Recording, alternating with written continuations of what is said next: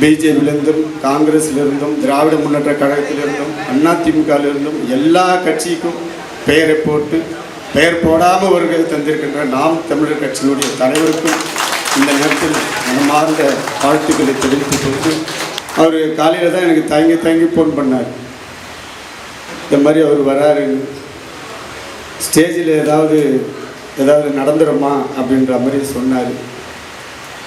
எந்த மேடைகளாக இருந்தாலும் எந்த விஷயமாக இருந்தாலும் சாத்திய முறையில் உடனுக்குடனேயே பதில் கொடுக்கக்கூடியவர் தான் அருமை சகோதரர் சீமான் அவர்கள். சொல்லணுன்னா அண்ணன் என்னுடைய பிள்ளையுடைய காதல் விழா போன மாதம் 20 நடந்தது. 100% அண்ணனுக்கு நான் பத்திரிகை இன்விடேஷன் கூட வைக்கல. நீ இதெல்லாம் எதுக்குப்பா உன் வேலையை பாருப்பா அப்படின்னு சொன்னாங்க. தொடர்ந்து இன்னொரு விஷயத்தை நான் பதிவு செய்ய அண்ணன் இருக்கிறதுனால ஒரு 3 வருடத்துக்கு முன்பாக ஒரு 5-6 வருடங்கள் அண்ணன் கூட நம்ம தொடர்ந்து பயணத்தில் இருக்கிறோம். அந்த வகையில் வந்து பார்த்திங்கன்னா நம்முடைய தியாகி விஸ்வநாத் ஐயாவுடையக்கு ஒரு 2 வருடத்துக்கு முன்பாக தொடர்ந்து அவங்க ஒவ்வொரு வருஷமும் அவங்க வீர வணக்கம் செலுத்துவாங்க. அதாவது 31/12 பொதுவாக அந்த கடைசி மாத இறுதியில். அந்த வகையில் பார்த்திங்கன்னா தமிழகத்தில் நாம் தமிழர் கட்சியின் சார்பாக தொடர்ந்து நம்முடைய தியாகி விஸ்வநாத் ஐயா அவர்களுக்கு எல்லா இடத்துலையும் வீர வணக்கம் செலுத்தப்பட்டு வருகிறது. இதுதான் ஒரு பெருமை மிக்க விஷயம்.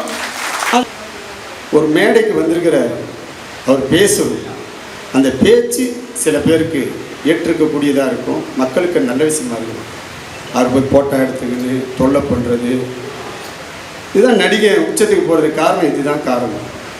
எல்லோரும் உட்காருன்னு சொல்கிறேன், ஏன்னா உட்காருங்களேன்னா உட்கார மாட்டேங்குது. அவர் பேசுகிற கருத்து உண்மையிலே நல்ல கருத்தாக இருக்கும். அது உள்வாங்கி வாழ்க்கையில் முன்னேறுவதற்கு நம்ம ஒரு சொட்டு ரத்தம் கூட கொடுக்க மாட்டோம். அது தெரிஞ்சு வச்சோம். போலீஸ்ன்னா முதல்ல ஓடுறது நம்மளாக தான் இருக்கும். நேற்று அவர் ஏதோ பனை மரத்தில் ஏறி 2 முட்டி கீழே அடிப்பட்டது. எவ்வளோ பேர் வாட்ஸ்அப் பார்த்தீங்க?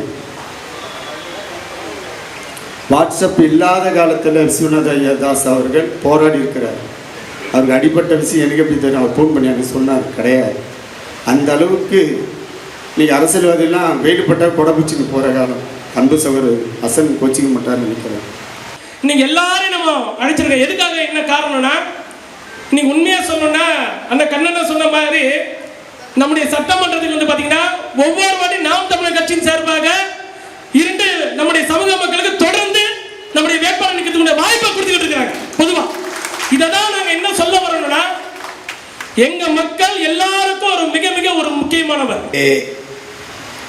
என்னுடைய தம்பி VN கண்ணன் அவர்கள் சொல்லுகிற போது, அழைப்பிதழில் அண்ணனுடைய பெயரை அச்சிடவில்லை,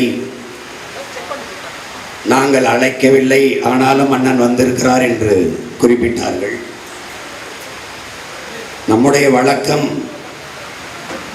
விருந்தினர்களைத்தான் அழைக்குவது, தன் வீட்டு உறுப்பினரை வீட்டு சொந்தத்தை யாரும் அழைப்பதில்லை.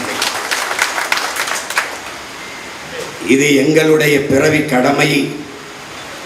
இந்த மண்ணில் வாழ்கிற ஒவ்வொரு மகன், சுதந்திர காற்றை சுவாசிக்கிற ஒவ்வொரு மகனினுடைய பிறவி கடமை நம்முடைய பெருமைமிக்க பாட்டனார் விஸ்வநாத் தாஸுக்கு நன்றி செலுத்துவது, வணக்கம் செலுத்துவது, புகழ் போற்றுவது என்பது.